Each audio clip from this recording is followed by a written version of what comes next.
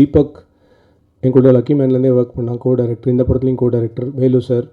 அதுக்கப்புறம் கோகுல், விவேக், சந்தோஷ். அதுக்கப்புறம் என்னுடைய போஸ்ட் ப்ரொடக்ஷன் ஃபுல்லாக பார்த்துக்கிட்ட ஆதித்யா. ஸோ இவங்க எல்லாருக்குமே என்னுடைய தேங்க்ஸ். அண்டு கடைசியாக வந்தார் விநாயக் மகாதேவ் மாதிரி கண்ணன் ஒருத்தர் இருக்கான். கண்ணன்னு பேர் சொன்னாலே என் டீம் குதூகலம் ஆகிடுவாங்க. ஏன்னா கண்ணன் அந்த மாதிரி தான். ஒரு டேரக்டரை, ஒரு அசிஸ்டன்ட் டைரக்டர்ஸ் குருவாக பார்ப்பான், இல்லை கடுப்பாக கூட பார்ப்பான், இதை வேணால் வச்சுக்கலாம். ஆனால் கண்ணன் என்னை எப்படி பார்த்தான் அப்படின்னா, என்னை புக் மை ஷோவாக பார்ப்பான். ஏதாவது ஒரு பெரிய படம் ரிலீஸ் ஆனால் முன்னாடி நாள் கண்ணன் சார் எனக்கு டிக்கெட் போட்டு அனுப்பிச்சிருங்க சார், நீ வேறு எதுவுமே கேட்க மாட்டேடா அப்படின்னு. ஆனால் கண்ணன் ஒரு பியூட்டிஃபுல் ஹியூமன் பீயிங். இருக்கிறதுலே மோஸ்ட் இன்ஃப்ளூயன்ஷியல் இந்த ரூமில் யாருன்னு கேட்டால் கண்ணன் மட்டும் தான். நீங்கள் எந்த ஏரியாவுக்கு கண்ணனை கூப்பிட்டு போனாலும் அந்த ஏரியாவில் யாராவது ஒருத்தர் கண்ணா எப்படி இருக்கு அப்படின்னு கேட்பாங்க. எங்கே லொக்கேஷன் பார்க்க போனாலும் கண்ணனுக்கு தெரிஞ்சவங்க யாராவது ஒருத்தர் இருக்காங்க. எப்படின்னே தெரில, எனக்கு தெரிஞ்சு கலியுக கண்ணனாகவே அவன் இருக்கான். எங்கே போனாலும் எல்லாருக்கும் அவனை தெரியுது. ஸோ ஆக்சுவலாக மறைக்கிற உருவம் கிடையாது. இருந்தாலும் கண்ணன் ரொம்ப இன்ட்ரெஸ்டிங்கான ஒரு ஹியூமன் பீயிங். தேங்க்ஸ் கண்ணா. ஸோ என் அசிஸ்டன்ட் டைரக்டர்ஸ் முடிச்சாச்சு. இந்த ப்ராஜெக்ட்டுக்கு 2 ஏஞ்சல்ஸ் நான் சொல்லுவேன், கார்டியன் ஏஞ்சல்ஸ் அப்படின்னு. ஒன்று Ravi sir, is my man Friday. நான் from my heart I am telling you, நான் ஒரு டிப்பிக்கல் ஃபயர் அண்ட் ஐஸ் தான். எனக்கு கோவம் வரும், உடனே போய்டும். ஆனால் நான் கோவப்பட்டால் சாரி கேட்டுவிடுவேன். நான் இந்த மாதிரி தான். ஏன்னா நான் ஒரு க்ரியேஷனில் இருக்கும்போது நான் இப்படி தான் இருப்பேன். சாதாரண டைம்லலாம் நான் இப்படி இருக்க மாட்டேன். பட் எத்தனையோ விஷயங்கள் ரவி சார் எனக்காக ஹேண்டில் பண்ணது எக்ஸ்ட்ராடினரி. அந்த மாதிரி எனக்கு ரவி சார் அளவுக்கு ஒரு விஷயத்தில் ஒரு தொலைநோக்கு இருந்ததுன்னா நான் ரொம்ப பெட்டராக இருந்திருப்பேன்னு நிறைய தடவை தோணும். அவர் எல்லாத்தையுமே ரொம்ப சாதாரணமாக சொல்லுவார். இந்தியாவுக்கும் பாகிஸ்தானுக்கும் போர் அப்படின்னு, அதை விடுங்க, இவன் 10 பாம் போடும், அவன் 10 பாம் போடும், முடிஞ்சிருச்சுங்க, 3 நாளில் முடிஞ்சிருங்க, வாங்க வேலையை பார்ப்போம். நேஷ்னல் லெவலில் ஒரு த்ரெட் இருந்தால் கூட தலைவன் கவலையே போட மாட்டார். எல்லாத்தையும் சாதாரணமாக ஹேண்டில் பண்ணுவார். அந்த ஒரு விஷயம் இந்த மாதிரி ஒரு ப்ராஜெக்ட்டுக்கு ரொம்ப தேவை. So thanks Ravi sir, I really love you. And அடுத்தது ரவி சார் கிட்ட என்ன பெரிய விஷயம்னா, நீங்கள் எந்த பிரச்சனையை கொண்டு போனாலும் ஒரு சொல்யூஷன் கொடுப்பாரு. நான் இப்போ அடுத்து சொல்ல போகிறோம், நீங்கள் எந்த சொல்யூஷன் கொண்டு போனாலும் ஒரு பிரச்சனையை கொடுப்பாரு. அதுதான் என் தலைவன் ஸ்ரீனி. ஸோ நாங்கள் 2 பேர் மதன் சொன்ன மாதிரி டிப்பிக்கல் டாம் அண்ட் ஜெரி. ஆனால் நான் சொல்கிறேன், ஸ்ரீனி சார் இல்லைன்னா உண்மையிலே இந்த ப்ராஜெக்டுடைய முன்னெடுப்பு இன்னும் கொஞ்சம் ஸ்லோவாக இருக்கும் அப்படின்னு நான் சொல்லுவேன். ஏன்னா எத்தனையோ இடங்களில் ஸ்ரீனி சார் இந்த ப்ராஜெக்டுக்காக அவ்வளோ வேலை பண்ணியிருக்காரு. அவர் டெய்லி அவர் கூட காலையில் பேசலை அப்படின்னா எனக்கு பொழுதே போகாது. ஏதாவது ஒரு விஷயம் நாங்கள் பேசுவோம், அவர் ஏதாவது ஒன்று சொல்லுவார், நான் ஏதாவது ஒன்று சொல்லுவேன். அவர் கூட சண்டை போடலன்னா அந்த மீட்டிங் முடிஞ்ச மாதிரி இருக்காது. ஒரு நல்ல விருந்தோட எண்டில் பீடா போடுற மாதிரி நானும் ஸ்ரீனி சார் சண்டை போட்டோன்னா அந்த டீம் மீட்டிங் நல்லா இருக்குது அப்படின்னு அர்த்தம், எங்கள் டீமை பொறுத்த வரைக்கும்.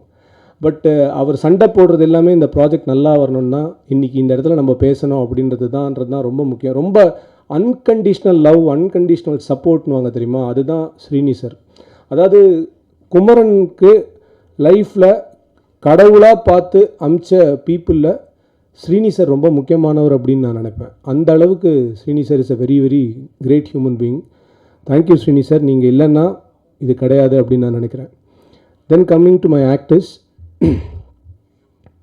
ஃபஸ்ட்டு ஜிஎம் குமார் சார், தாத்தாலேருந்து ஆரம்பிப்போம். GM Kumar sir last minute inclusion. நாங்கள் வேறு ஒரு ஆர்டிஸ்ட் கேட்டோம், பட் அவர் கொஞ்சம் உடல்நிலை சரியில்லாதனால வரமுடியல. ஜிஎம் குமார் சார் இப்படின்றதுக்குள்ளே வந்தார். ஃபஸ்ட்டு ஒரு 2 நாள் ஷூட் பண்ணிட்டு என்னை கூப்பிட்டு, யாரா நீ அப்படின்னாரு. என்ன அங்கேருந்து வான்ற, இங்கேருந்து நில்லுன்ற, எடுக்கிற, அவ்வளோதான்ற, போன்ற, வான்ற, என்ன நடக்குது எனக்கு புரியவே இல்லை அப்படின்னு. சார் நீங்கள் கதை அப்படின்னு, கதையெல்லாம் வேணாம், என் கேரக்டர் மட்டும் சொல்லணும். ஆனால் அவர் என் கூட ஒர்க் பண்ணுறது ரொம்ப பிடிச்சிருந்தது. அண்ட் எனக்கு என்ன பெருமை அப்படின்னா, பாக்யராஜ் சாருடைய எத்தனையோ எக்ஸ்ட்ராடினரி படங்கள் ஜிஎம் குமார் சாரும் லிவிங்ஸ்டன் சாரும் சேர்ந்து அவர் கூட ரைட்டிங்கில் ஒர்க் பண்ணியிருக்காங்க. அவங்க 2 பேரும் சேர்ந்து நடித்த ஷார்ட் இது வரைக்கும் தமிழ் சினிமாவில் கிடையாது. அப்பேற்பட்ட ஒரு நார்த்தில் சலீம் ஜாவித் மாதிரி சொல்லக்கூடிய ரைட்டர்ஸ் லிவிங்ஸ்டன் சாரும் குமார் சாரும், இவங்க 2 பேரும் சேர்ந்து நடித்த ஒரே ஷாட் அப்படின்றது இதுக்கப்புறம் வேணா வரலாம். முதல் ஷாட்டாக நான் வச்சுக்கிறேன். அது குமார சம்பவத்தில் தான் இருக்குது அப்படின்றது எனக்கு ஒரு மிகப்பெரிய பெருமை. அந்த பெருமை எனக்கு கொடுத்தாங்க 2 பேரும். லிவிங்ஸ்டன் சாருக்கும் ரொம்ப நன்றி. அடுத்தது எங்கள் அண்ணன் குமரவேல், பானிபூரிக்கு அப்புறம் இது. அவர் ஆக்சுவலாக அவங்ககிட்ட மேடை நாகரிகத்துக்காக வந்தான், யாரா ப்ரொடியூஸ் பண்ணுறாங்கன்னு கேட்டேன்லாம் சொன்னார். ஆக்சுவலாக ஃபஸ்ட் டைம் இவர்கிட்ட கதையை கொண்டு போய் சொல்லும்போது, டே என்னடா எப்போ பாரு போராளி ரோலே கொடுக்குறீங்க, என்னை பார்த்தா உங்களுக்கு வேறு எதுவுமே தெரியலையாடா அப்படின்ட்டு ஃபஸ்ட்டு ஃபீல் பண்ணார். அதுக்கப்புறம் பண்ண முடியாப்படா அப்படின்ட்டு. ஐயோ அண்ணனே முடியாதுன்னு தரேன், அடுத்தது நான் என்ன பண்ணுறதுன்னு சொல்லிட்டு ப்ராஜெக்ட் அவுட்டு போல இருக்குது, அட்வான்ஸ்லாம் வாங்கிட்டு போய் இப்போ யாரை பிடிக்கிறது, இந்த ரேஞ்சுக்கு போயிட்டுருக்கு. அப்புறம் ஒரு வாரம் கழித்து அவர் திடீர்னு கூப்பிட்டு சரி நானே பண்ணுறவா அப்படின்னாரு. சரி பரவாயில்ல, அது அண்ணனுக்கும் தம்பிக்கும் இருக்கிற விஷயம். நான் கூட சொல்லுவேன் எங்கள் அண்ணனுக்கு நான் தான் பண்ணுவேன் அப்படின்னு. ஸோ எங்கள் அண்ணனுக்கு ஆக்சுவலாக நான் உண்மையிலே சொல்கிறேன், ராதாமோகன் சார் வந்து இந்த படத்தை பார்த்தாருன்னா அவர் குமரவேல் என்னோட பாலாஜி ஒன்று நல்லா யூஸ் பண்ணியிருக்கான்னு சொல்லணுன்ற ஒரே ஒரு எய்மில் தான் நான் குமரவேல்னா வந்து இந்த படத்தில் காமிச்சோம். அந்த கேரக்டர் வந்து குமரவேல்னாவை தவிர அவர் யாராலையுமே பண்ணியிருக்க முடியாதுன்றது தான் நீங்கள் படம் பார்க்கும்போது புரிஞ்சுப்பீங்க. அண்ட் இது ஒரு போராளியை பற்றின கதை, ஆனால் அவன் போராட்டத்தை பற்றின கதை கிடையாது. முதல்ல அதை புரிஞ்சுக்கணும். இது ஒரு ஃபிலிம் மேக்கரை பற்றின கதை, ஆனால் அவன் படம் எடுத்த கதை கிடையாது. அதையும் நீங்கள் புரிஞ்சுக்கணும். அதுக்கப்புறம் என்னுடைய பெஸ்ட்டு சிவா அரவிந்த் யார் அப்படின்னா, அந்த 16 வயது நிலையில் வந்து எல்லாரும் என்ன சப்பானின்னு சொல்கிறாங்க மயில் அப்படின்னு. நீ சப்பானி இல்லை கோபாலகிருஷ்ணன் அப்படின்வாங்க இல்லையா. அவர் பாவம் ஒரு படத்தில் நடித்தார். அந்த படம் வேறு 100 கோடி கலெக்ட் பண்ணிடுச்சு. எங்கே போனாலும் பாவம் அவரை கிளின்னு கூப்பிட்டு ஒரு தடவை எங்கேயோ ஒரு ஷூட்டிங்கில் அவரை பார்க்கும்போது பார்த்தா நல்லா பல எம்ஜிஆர் மாதிரி தகன்னு மின்றார். யாரா அவருன்னா, நான் தாங்க கிளி அப்படின்னு. இவ்வளோ அழகாக இருக்குது, எதுக்கே அதை போய் எப்படி நடிச்சிங்க அப்படின்னு நான் சொன்னேன், நீங்கள் வாங்க நம்ம பண்ணலாம். எனக்கு இந்த தமிழ் சினிமாவில் ரொம்ப கஷ்டமான விஷயம் என்னென்னா, டைப் காஸ்டிங் பண்ணிக்கிட்டே இருப்பாங்க. ஒருத்தர் ஒரு கேரக்டரில் ஹிட் ஆகிட்டார்னா அதே கேரக்டருக்கு திருப்பி கூப்பிட்டுக்கிட்டே இருப்பாங்க. அதை உடைக்கிறதுக்கு ஏதாவது ஒரு படம் நடக்கணும் அவங்களுக்கு. அந்த படமாக சிவாவுக்கு இந்த படம் நடக்கும். ஏன்னா இப்போ எனக்கு நான் நடிக்கிறது நான் நிறுத்தினேன் அப்படின்னா, நான் நிறுத்தலை ஆக்சுவலாக. எப்போ பாரு என்னை பார்த்தா கார்பரேட் வில்லன் அப்படின்றவாங்க. எனக்கு புரியவில்லை. கார்பரேட்டில் எல்லாருமே வில்லன் கிடையாது. அது என்னை பார்த்தா வில்லனாகவே கூப்பிட்டுருக்காங்க. எனக்கு தெரியல. நாய்கள் ஜாக்கிரதைக்கு அப்புறம் எல்லாரும் என்னை வில்லனாகவே கூப்பிட்டுருந்தேன். எனக்கு அந்த மாதிரி படங்களில் என்னை பார்க்குறதுக்கு பிடிக்கல. அதனால தான் நான் நடிக்கிறதை கொஞ்சம் ஸ்டாப் பண்ணேன். பட் அது ஏதோ ஒரு பிளெஸிங் இன் டிஸ்கைஸ். நான் இன்றைக்கி டைரெக்ஷன்லாம் பண்ணிகிட்ருக்கேன். எனக்கு இன்னும் நான் ஒரு ரோல் பண்ணுறதோட அது சின்ன ரோலாக இருந்தாலும் அந்த ரோலில் இன்னொருத்தரை நடிக்க வைக்கிறது எனக்கு ரொம்ப பிடிச்சிருக்கு. அட்லீஸ்ட் அவங்களுடைய லைஃப்பில் நம்மளால் ஒரு சேஞ்சை கொண்டு வர முடியும்னா ஐ கேன் டூ இட். அதுக்காக அடுத்தது வினோத் முன்னா சார் கிட்ட இயல்பாகவே வந்து ஒரு சின்ன மந்தத்தன்மை இருக்கும் அவர் நடக்கும்போது எல்லாமே பண்ணும்போது. ஆனால் அவர் பண்ண கேரக்டர் வந்து அதை ரொம்ப பர்ஃபெக்டாக உள்வாங்கி பண்ணார். அண்ட் நான் ஜஸ்ட் ஸ்பாய்லர் மாதிரி ஒன்று கொடுக்குறேன். செகண்ட் ஹாஃபில் அவர் ஒரு சீன் பண்ணியிருக்காரு. அந்த சீன் நாங்கள் எத்தனை ஃபோக்கஸ் குரூப் ஸ்க்ரீனிங் போட்டாலும் அந்த சீனில் மினிமம் 3-4 பேர் கண் கலங்கி நான் பார்த்துருக்கேன். ஒரே ஷாட்டில் அந்த மனுஷன் நடித்தார். அது கண்டிப்பாக ஆடியன்ஸ் அத்தனை பேருக்கும் அது ரொம்ப பிடிக்கும்னு நான் நம்புகிறேன். We all know that film. So அது அவர் லைஃபோடைய ஒரு பெஸ்ட்டு ஸ்டோரிலாம் இருக்கணும்னு நான் ஆசைப்பட்றேன். அதுக்கப்புறம் என்னுடைய நண்பன் வினோத் சாகர், அவன் இந்த படத்தில் ரொம்ப முக்கியமான ஒரு க்ரூஷியல் ரோல் பண்ணியிருக்கான். இன்றைக்கி விஜய் தேவரகொண்டா கூட நடிச்சிட்ருக்கான். அதனால் அவனால் வர முடியல. பட் இந்த படம் வினோதுக்கு ஒரு மிகப்பெரிய ஒரு மாற்றமாக அமையும் நான் நம்புகிறேன். அதே மாதிரி பாலசரவணன் வந்து வேறு ஏதோ ஒரு படத்தில் நடிச்சிட்ருக்காரு. பட் பாலசரவணனும் இந்த படத்துடைய ஒரு மிகப்பெரிய பில்லர். ஒரு படத்தில் பாலா இருந்தால் அந்த படத்தில் பாலா ஏதாவது ஒரு பண்ணுவார் அப்படின்னு ஆடியன்ஸ் யோசிக்கிற லெவலுக்கு பாலாக்கு இன்றைக்கி வந்து அந்த ஒரு பெரிய விஷயத்தை க்ரியேட் பண்ணி வச்சுருக்காரு. ஸோ பாலா இந்த படத்துலையும் அதை பண்ணியிருக்காரு. ரொம்ப சந்தோஷமாக இருந்தது பாலா கூட. டேரக்டர்ஸ் ஆக்டர் அண்ட் ரொம்ப it's a blessing to work with Bala kind of an artist. And இவங்க 2 பேரும் ப்ரமோஷனுக்கு வரல. ஸோ அதனால் இவங்க மேலே எனக்கு எந்தவித கோவமோ காழ்ப்புணர்ச்சியோ அதெல்லாம் கிடையாது. என்னுடைய 2, 3, 4, 5, 7th 8th ஃபிலிமில் நான் அவங்கள யூஸ் பண்ணிப்பேன். ஸோ ஒரு வேளை நடுவில் யூஸ் பண்ண வேண்டியிருந்ததுன்னா வேறு வழி இல்லாமல் அவங்கள வச்சு முதல்ல ப்ரமோஷனை ஷூட் பண்ணிட்டு அப்புறம் படத்தை ஷூட் பண்ணிக்கலாம் அப்படின்ற முடிவில் இருக்கேன். இந்த வீடியோ அவங்க பார்ப்பாங்க. ஸோ அவங்கக்கிட்ட டைரெக்டாக நான் இதை சொல்லிக்கிறேன். But I love them both with conditions apply அப்படின்னு போட்டுக்கலாம். ஸோ அவங்க 2 பேரும் ரொம்ப இம்பார்ட்டண்ட். இதை தவிர கவிதா அண்ட் தாரிணி, இவங்க 2 பேரை பற்றி நான் என்ன சொல்கிறதுன்னே தெரியல. ஏன்னா dedication to the core, unbelievable dedication. நான் சொன்ன டைமுக்கு வருது பர்ஃபெக்டாக. இந்த சீனில் நான் என்ன பண்ணுறேன், எனக்கு டைலாக் இருக்கா இல்லையா, சும்மா இருக்க போகிறேன்னா இருக்க மாட்டேனா, நான் என்ன பண்ணுறேன், இந்த யூனிவர்ஸில் நான் யார், இந்த கேள்விலாம் எதுவும் கிடையாது. அங்கே வாங்க, இங்கே பாருங்கள், இது போதும், அது தேவையில்லை, இதுக்கு மேலே பேசாதீங்கன்னா எந்த வித the surrendered themselves to the craft. அது அவங்க 2 பேரையும் இந்த படத்தில் நான் அவங்க 2 பேரையுமே எனக்கு தெரிஞ்சு ரொம்ப பியூட்டிஃபுல்லாக நாங்கள் அவங்கள காமிச்சிருக்கோம். என் படத்தில் நான் எப்பயுமே ஃபாலோ பண்ணுற விஷயம், விமன் இந்த ஃபிலிமை அப்ஜெக்டிஃபை பண்ணவே கூடாது என்னுடைய படங்கள்ன்றதை நான் ரொம்ப தீர்மானமாக எப்பயுமே ஒரு முடிவெடுப்பேன். ஸோ அந்த மாதிரியான ஒரு விஷயத்தை தான் இந்த படத்தில் நாங்கள் பண்ணியிருக்கோம். And women in my film look very beautiful, dignified as women.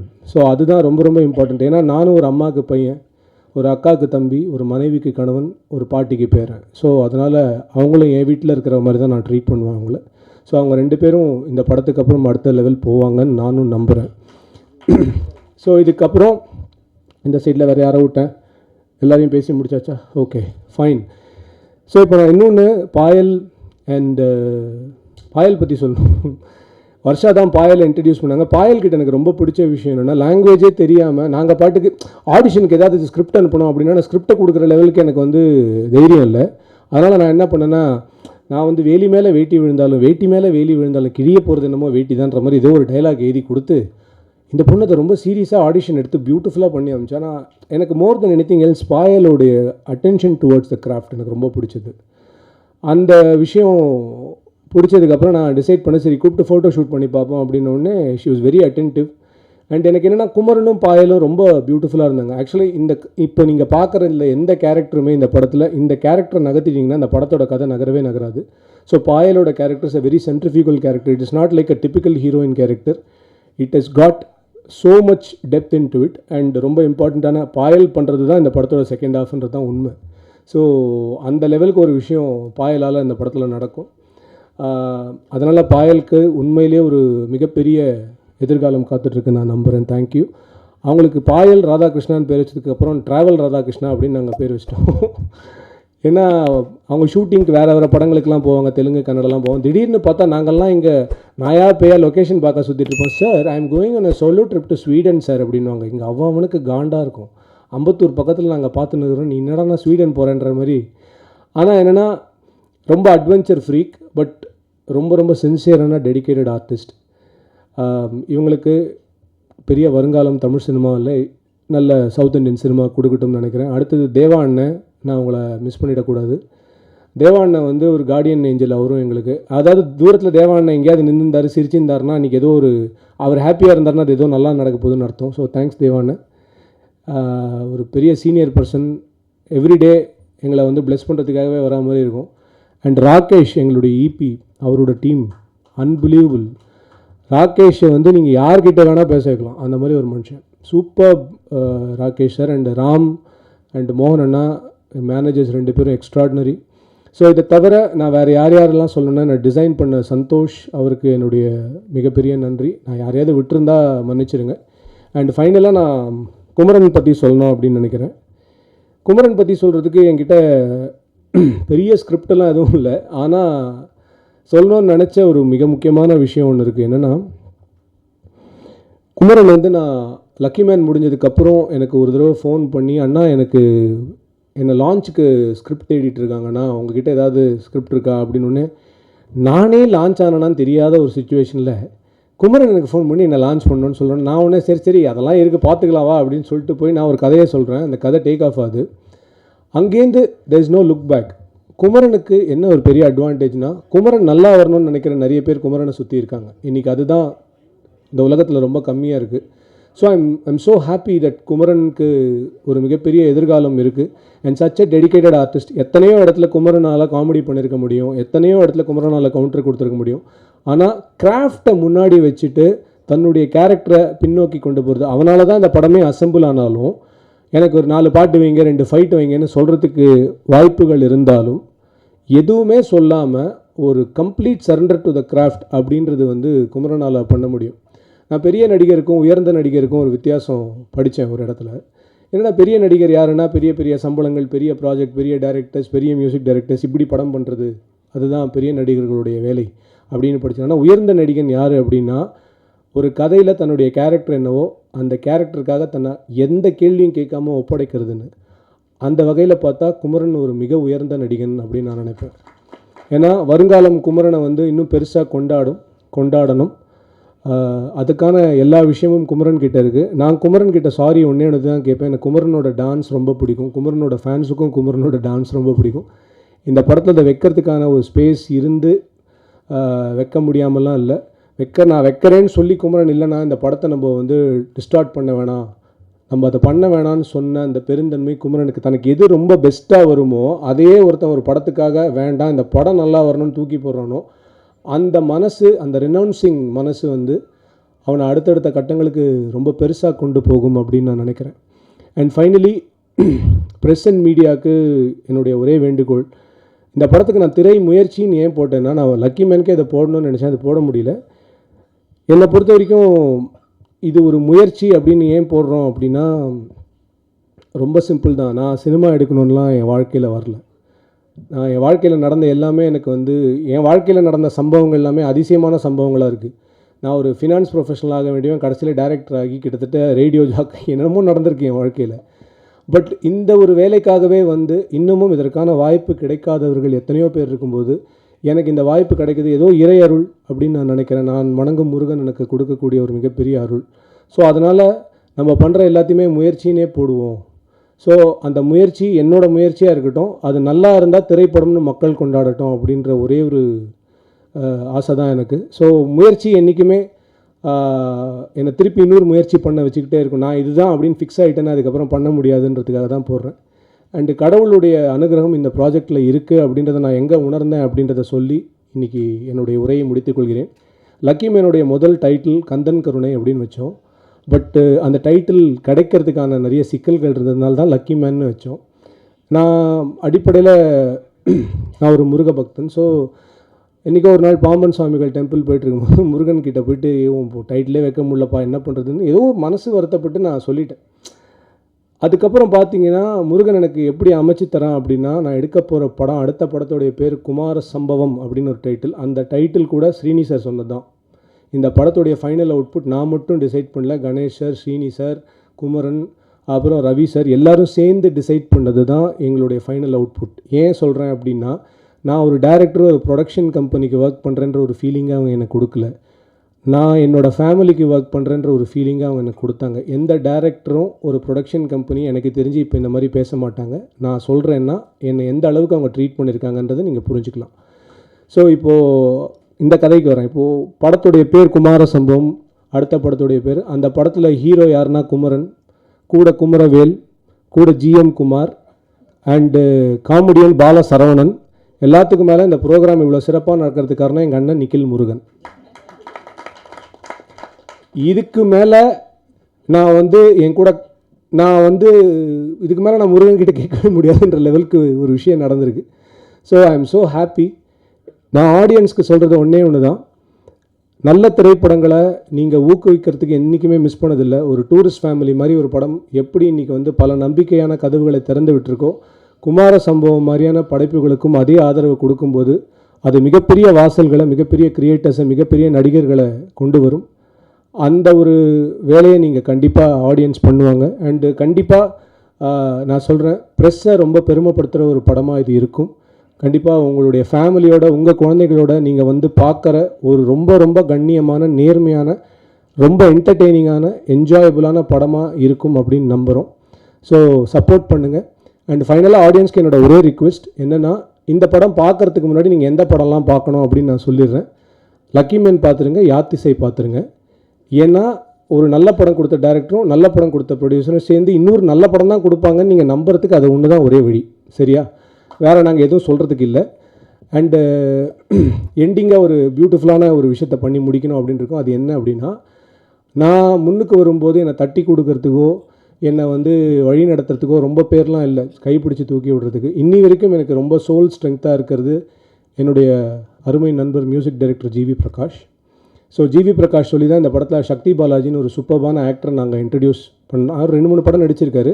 அவர் இறுதி சுற்று, அதுக்கப்புறம் சூரரை போற்றுலலாம் அசிஸ்டன்ட் டைரக்டராக ஒர்க் பண்ணியிருக்காரு. ஆனால் இந்த படத்தில் நான் கூப்பிட்டேன்ன உடனே ஒரு பியூட்டிஃபுல் விச்சுன்னு ஒரு கேரக்டர் பண்ணார். ஸோ ஜிவி சொன்னால் அது கரெக்டாக இருக்கும்னு நம்புகிற ஒருத்தர்னா. ஸோ ஜிவி என்கிட்ட சொல்லிக்கிட்டே இருக்கிற ஒரு விஷயம், என்றைக்காக இருந்தாலும் நீ உன்னோட வேலையை பண்ணிகிட்டே எங்கேயாவது யாராவது ஒருத்தர் நோட் பண்ணிகிட்டே இருப்பாங்க அப்படின்னு சொல்லிட்டு. அண்ட் என்னுடைய வாழ்க்கையில் நிறைய ஊக்கம் எனக்கு கொடுத்த நண்பர் ஜிவி தான். ஸோ இன்றைக்கி இல்லை, என்றைக்குமே அது இருக்கும் அப்படின்னு எனக்கு தெரியும். ஸோ ஒரு 20 ஆண்டு கால நட்பு எங்களுது.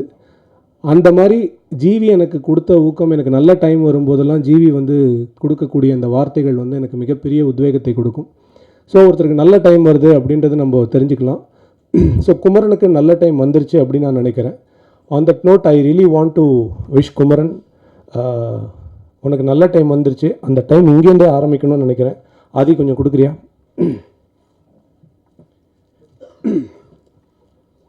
So with all love and affection Kumaran.